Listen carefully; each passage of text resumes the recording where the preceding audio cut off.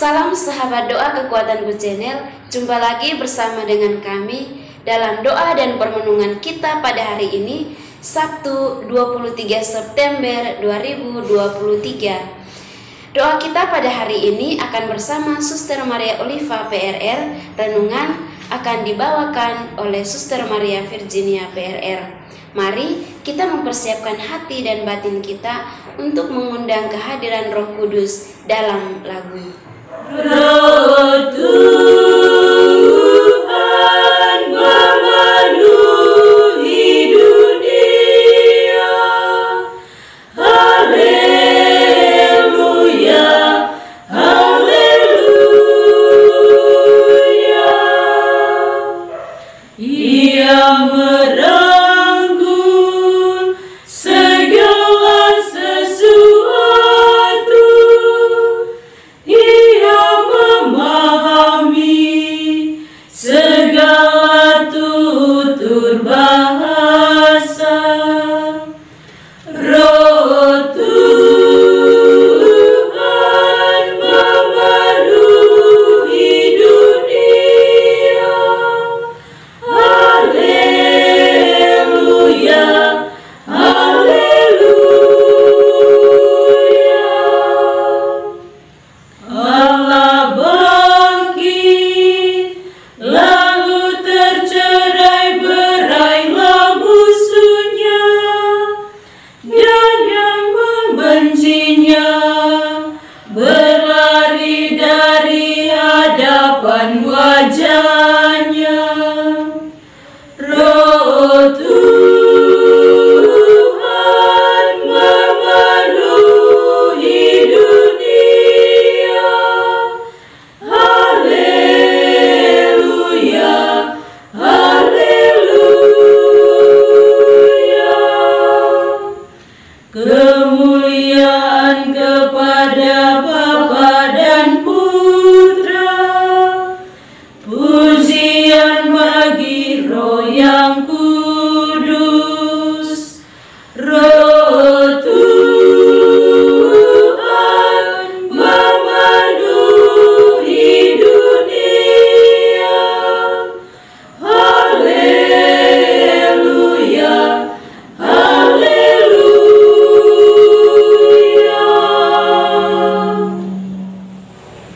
Marilah kita berdoa dalam nama Bapa dan Putra dan Roh Kudus. Amin. Utuslah Roh-Mu ya Tuhan, maka semuanya akan dijadikan lagi, dan Engkau akan membaharui muka bumi. Marilah berdoa. Allah yang Maha Rahim, segala puji syukur kami haturkan kehadirat-Mu atas kebaikan-kebaikan yang senantiasa kami terima setiap saat. Mampukanlah kami untuk senantiasa mengakui Engkau sebagai Allah kami dimanapun kami berada.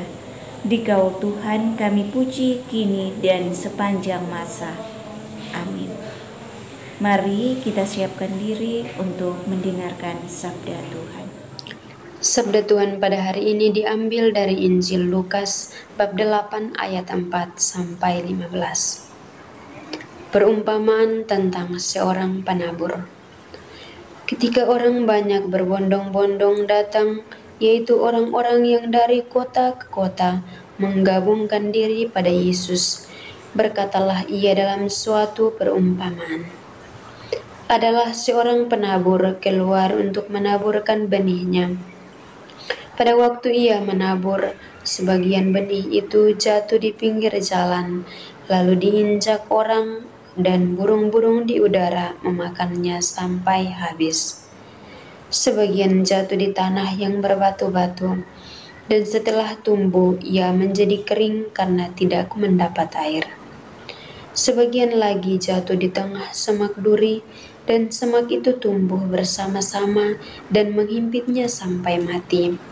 Dan sebagian jatuh di tanah yang baik, dan setelah tumbuh berbuah 100 kali lipat. Setelah berkata demikian, Yesus berseru, "Siapa mempunyai telinga untuk mendengar, hendaklah ia mendengar."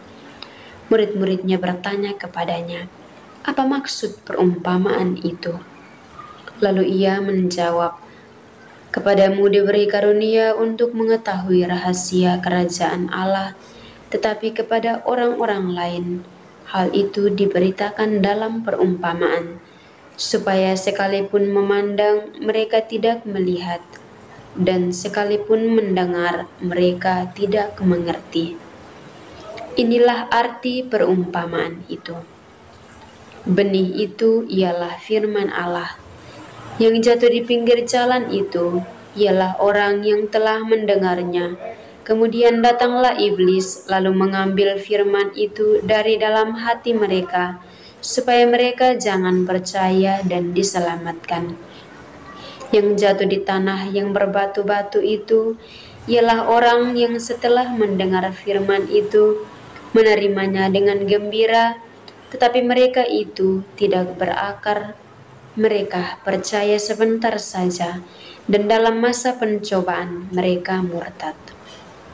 Yang jatuh dalam semak duri ialah orang yang telah mendengar firman itu, dan dalam pertumbuhan selanjutnya mereka terhimpit oleh kekhawatiran dan kekayaan dan kenikmatan hidup, sehingga mereka tidak menghasilkan buah yang matang. Yang jatuh di tanah yang baik itu ialah orang yang setelah mendengar firman itu menyimpannya dalam hati yang baik dan mengeluarkan buah dalam ketekunan. Demikianlah sabda Tuhan. Terpujilah Kristus. Para sahabat yang terkasih, perumpamaan tentang seorang penabur merupakan sebuah perumpamaan yang diajarkan oleh Yesus kepada murid-muridnya. Perumpamaan ini menceritakan tentang seorang penabur benih yang menaburkan benihnya. Dikisahkan bahwa benih yang ditaburkan jatuh ke 4 jenis tanah.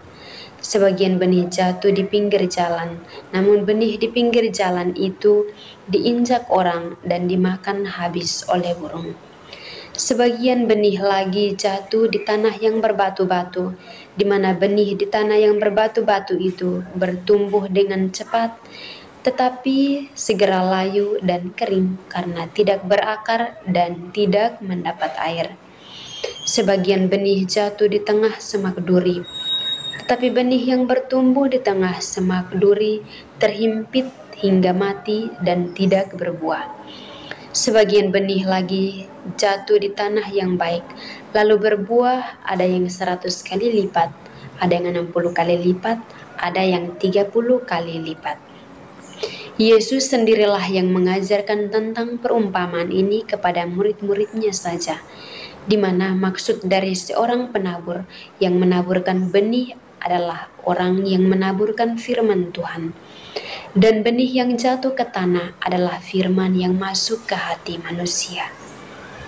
Sehingga sesungguhnya setiap jenis tanah melambangkan jenis hati yang berbeda-beda, yaitu di pinggir jalan melambangkan hati orang yang tidak mengerti firman yang dikabarkan, dan datanglah iblis yang merampas firman tersebut dari hatinya, supaya mereka jangan percaya dan diselamatkan.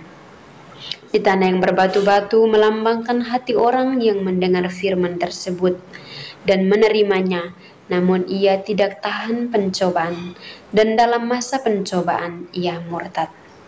Di tengah semak duri melambangkan hati orang yang mendengar firman tersebut, tetapi terbuai oleh hal-hal duniawi, kekhawatiran, kekayaan, dan kenikmatan hidup, sehingga ia tidak berbuah. Di tanah yang baik melambangkan hati orang yang mendengar firman tersebut dan mengerti atau menyambut firman tersebut dan menyimpannya dalam hatinya dan mengeluarkan buah. Buah dalam perumpamaan-perumpamaan Yesus melambangkan hasil dari kematangan dan kedewasaan spiritual. Para sahabat yang terkasih, inilah gambaran respon-respon manusia ketika mereka mendengarkan firman Tuhan.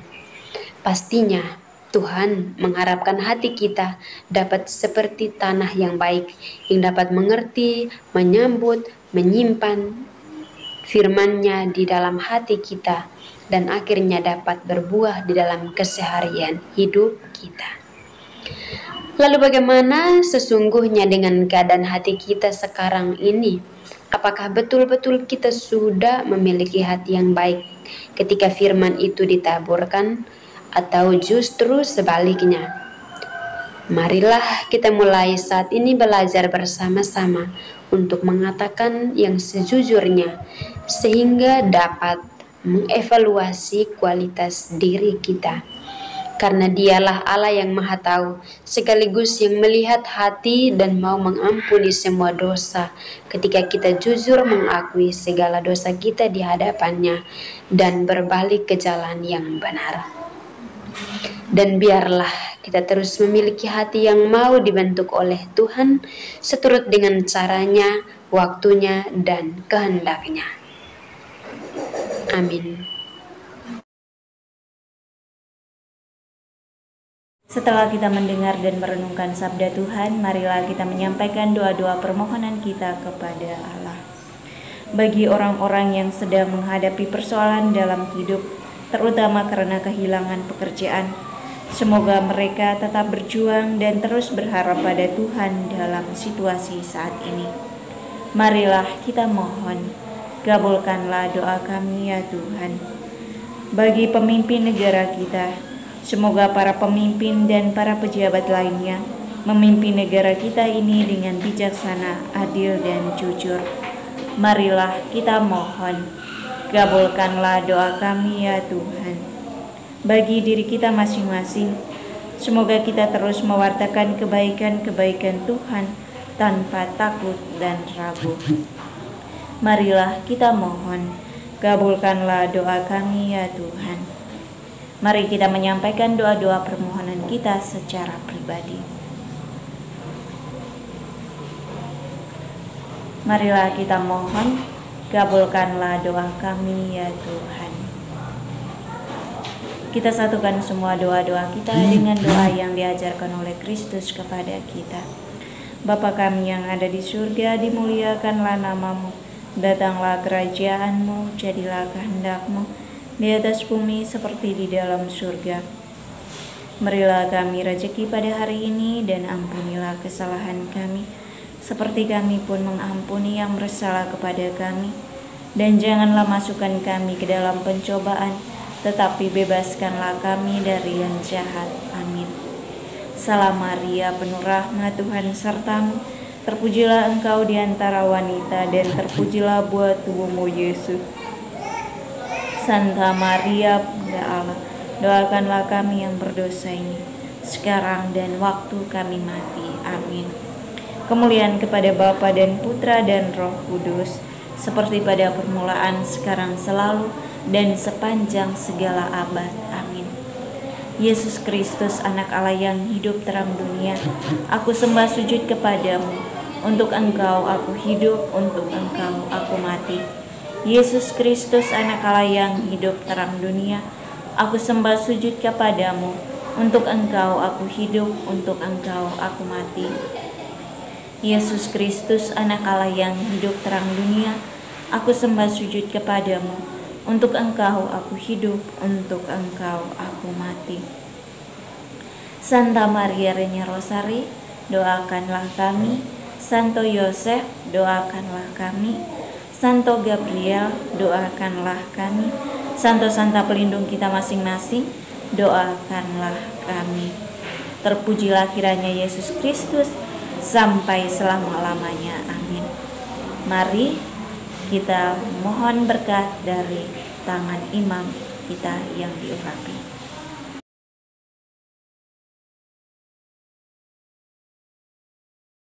Tuhan sertamu dan sertamu juga, saudara dan saudari keluarga-keluarga kita, senantiasa dilindungi, dibimbing dan diberkati oleh Allah yang Maha Kuasa, Bapa dan Putra dan Roh Kudus.